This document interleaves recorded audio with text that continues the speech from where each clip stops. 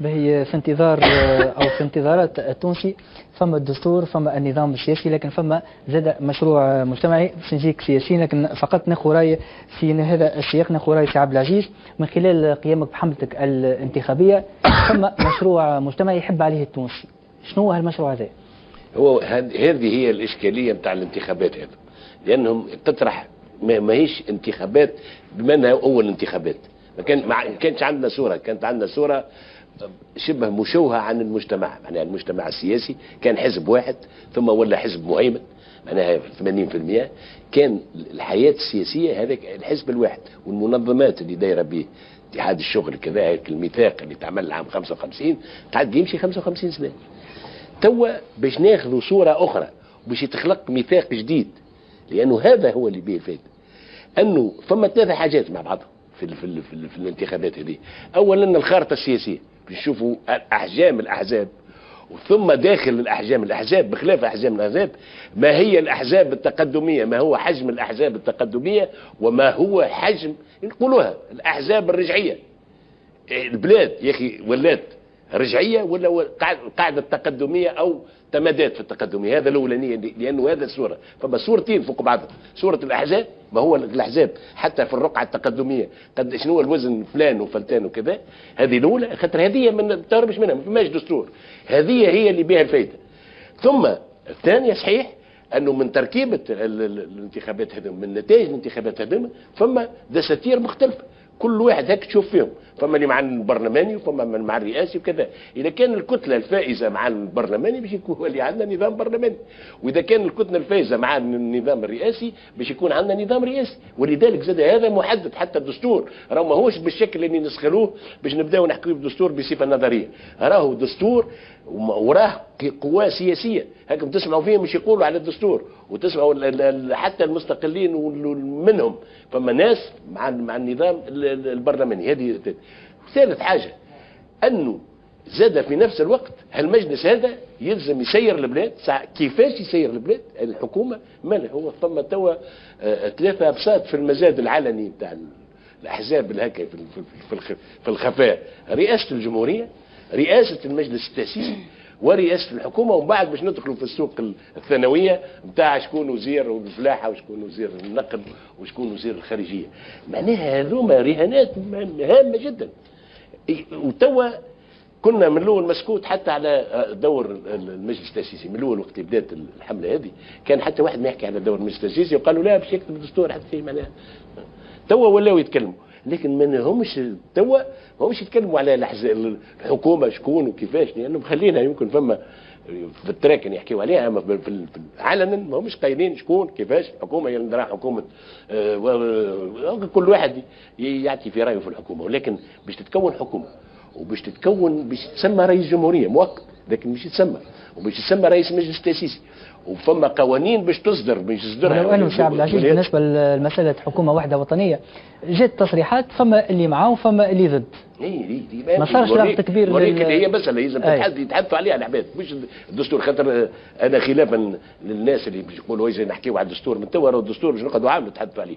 توا اذا كانت تحكي عليه اليوم فاش تولي كل نهارين تعمل حصه على الدستور، نهار على الفصل 1 ونهار على الفصل 13 ونهار على الفصل 89 ونهار باش يشيح ريقك راهو في الدستور. انت ما تخافش، مش مشكله. ماناش مزروبين باش نشيحوا ريقنا ونوصلوا الحل. معناها دونك الدستور.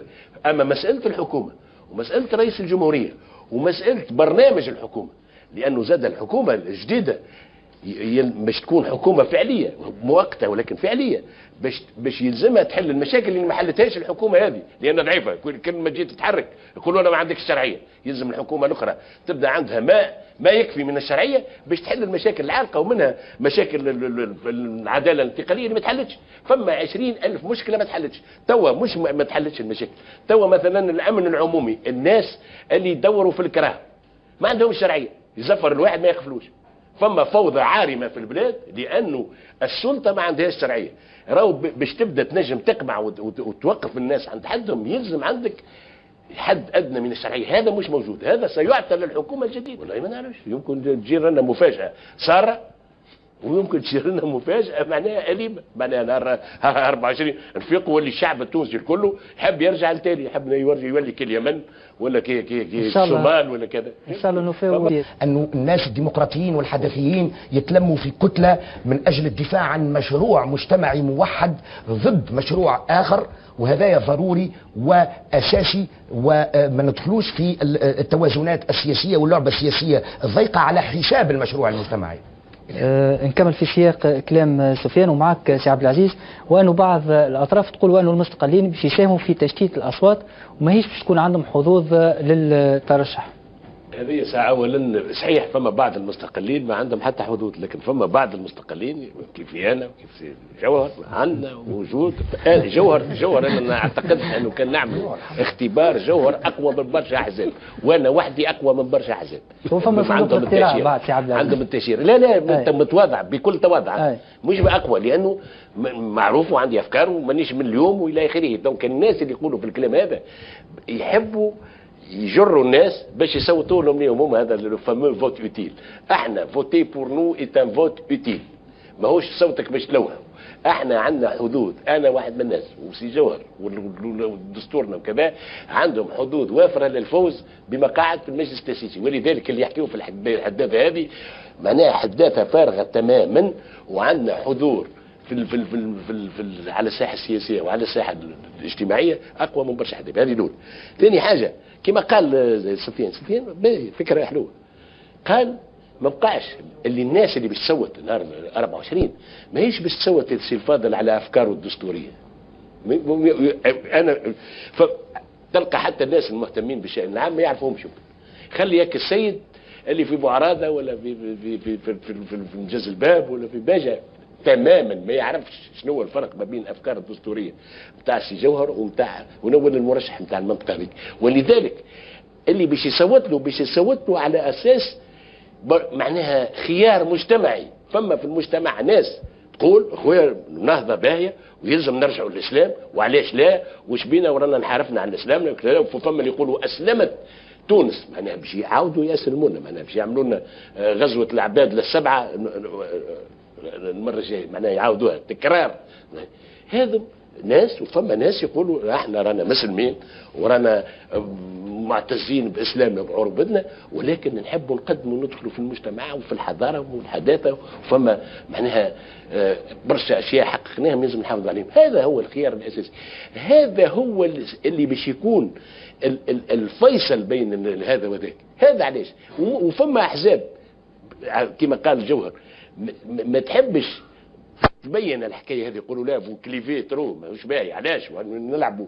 لانه السياسه راهو السياسه ماهوش وفاق، السياسه صراع، ولكن صراع معناها حضاري، صراع في قانون اللعبه. السياسه راهي كالكره، كي تخرج الكره فتوش ما عادش تلعب، تردها، ما تمركيش بيدك، ما تعملش تاكل باردرير، فم فيها قواعد. السياسه بالضبط هكاكا، اللي يخرج للشارع ويحب يفرض ارادته بالشارع وهو يلعب، اما الصندوق ولا الشارع، اما الصندوق والشارع ماهوش ممكن. هذا هو الشيء الاساسي، وهذايا هو اللي يحبوا يقولوه. يلزم الشعب التونسي يقول بقوه ويصوت للاحزاب، مختلف الاحزاب ولا المستقلين، هذاك ما يهمش، اما يلزم يقول بقوه انه راني رافض الشارع والفوضى والناس اللي تحب تفرض ارادتها بالقوه. هذا هو الخيار الاساسي. ولذلك انا نقول باش نرجع لك للمستقلين، احنا المستقلين في كل المراحل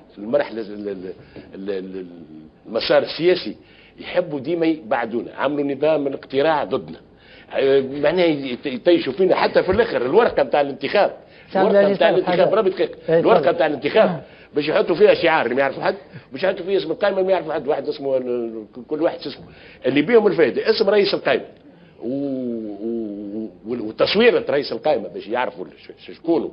ما حطوهمش. هذه اللجنه العليا هذه لازم على الاقل فما حاجه بركه عملوها باهيه، هو النمرو انا نمرويا 63 راه.